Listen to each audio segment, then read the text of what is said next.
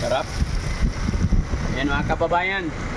Date kami ng mga anak ko. Dito kakain kami ng ano, yung kwek-kwek. Ha? Ay, calamares. Kwek-kwek. Sarap. Sarap na. Say hi naman. Kain.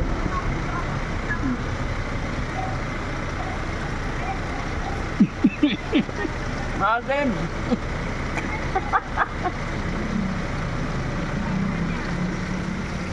Sarap na.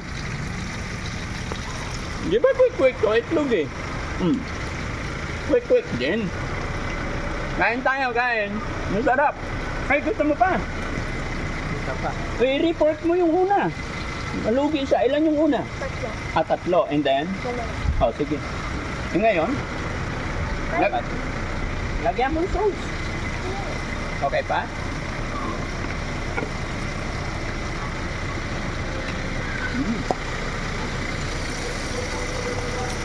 Itlog ng pugo. Ikaw na? Pay ka na? Say hi ka naman. Hi. Kain tayo. Makikita ni mama to, may inggit siya. Hello, Aling Rosel, kain kami. Dito kami sa kanto ng ano, dito kami sa kanto ng Pio del Pilar, mga kababayan. Tabi ka anak. Gutom na po ako kaya merienda kami. Walang drink.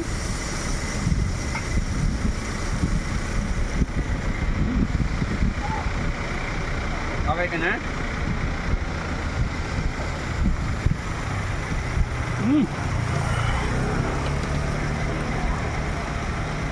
Masarap talaga ang pagkaing Pinoy. Tusok-tusok is the best.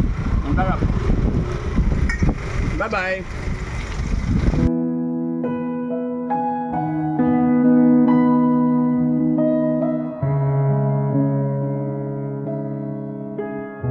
Dito, dali. Basura ha? Dito ang basurahan. Oy, masarap, oy. Balot. Kali, balot. Makain ka ng balot, Oliver? Oo, kuya. Gusto mo yan? Oo, kuya. Dahan-dahan. Magtulo-tulo. Masarap yan. Sige. Oh, sige. Sige, subo. Sige, subo. Subo. Subo na. Binalatan ng husto. Oh. Oh. Subo. Oh. Ginawang ano ah. Jar, tirada na. Dito, parang hindi magkalat oh. Ayan. Yes, Junjun no. So lang ipin dyan ah. Balatan mo ng gusto. Uy, libero, talagang inano niya yung balat oh. Yung puti, gustong gusto niya. Kaya mo nguyain yan? Matigas yan. Kuya. Ha? Ha? Ay, mahugas ka ng kamay. Huwag ka muna umalis. Mahugas ka. Di, isubo muna yan. Yan. Hugas maigi. Uy! Iniiwan lang. Kuya, okay ka na yan? Kuya, sa gabi nagbabalot ka ha? Tapos bagong ligo ka pa. Pampalakas yan, Jessie. Uy! Hindi mo ba alam? Ang balot, pampalakas. Ah, ganon? Oo. Ah, Pag pagod ka mas trabaho maghapon, magbalot ka. Ganun. Oo ha? Salamat, Sir Daddy Frankie. Ayun. Sa balot. Si JR hindi pa tapos oh. Mag-cute talaga ito kumain. Iyo. Ito yung pinakamatagal kumain sa team. Yan. Talagang hinihimay niya isa-isa. Ang yung ganyan Oo. siya. Parang sobra pa to sa babae kumain eh. Yan. Ayusin mo. Masarap ba? Liber! Kuya sa Oliver. Kinain na yung balot niya. Tapos lumayas na. Ano JR, masarap? Masarap? Sige, kain mo. Dahil maubos oh. Ito mo, balatan. Tanggalin mo ito oh. Ito oh. Yan oh. Diba? Ayan. Tanggalin mo. Ito tanggalin mo to. Yan. Oh, yan. Subo mo. Balat na yan. Subo mo. Oh, di wala na. Hugas kang kamay ha. Hugas ka. Ito. Sabon. Hugas. Yan, di ba? Ito na tayo. Yung bunga mo. Punasan mo. Yan.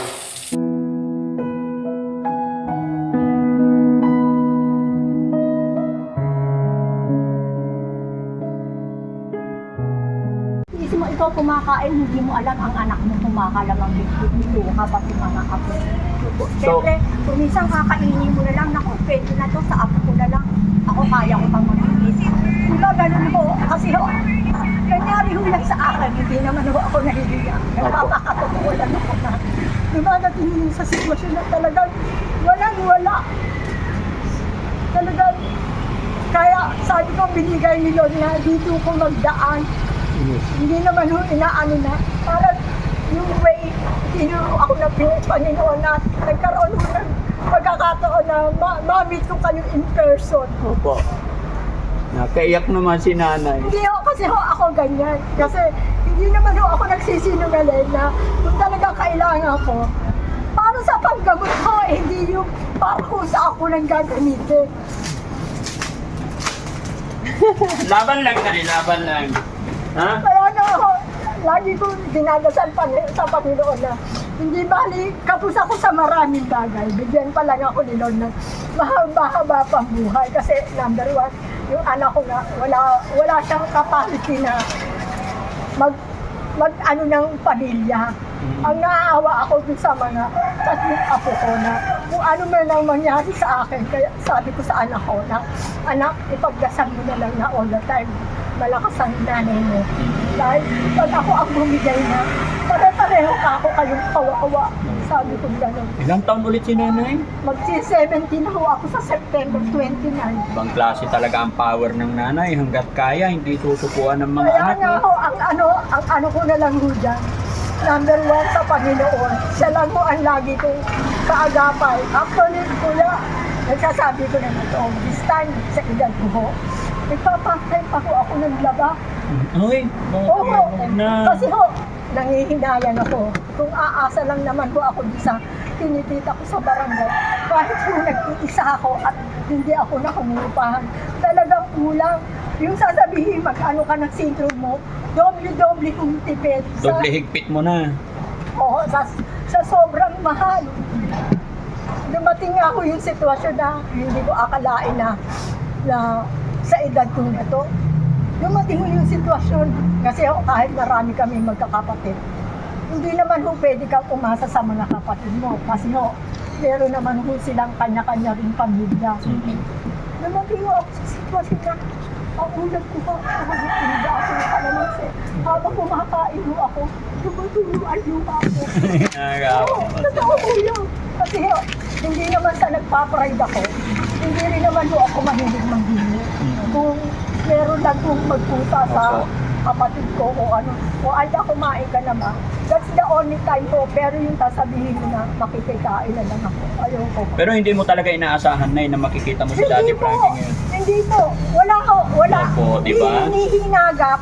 Oh. Hindi ko inaasahan na talagang for the first time ma-meet ko kayo. Kasi lagi ko lang kayo nakikita pag nag-aano na ako sa Cellphone. sa cellphone. And then, yun mga kababayan, si nanay, hindi ko rin kilala na napadaan lang. Nagkwentuhan lang na ako daw ba si Daddy Frankie. And then, nagkwento siya ng kahirapan. Binigyan ko ng kaunting tulong pinansyal, nagkwento na paiyak. So, Tapos, natapat siya. nung December, sabi ko, sana ma-meet ko siya para makahingi rin ako ng papasko sa kanya. Kasi nga, dun sa Pampanga, ang dami ko pumipila.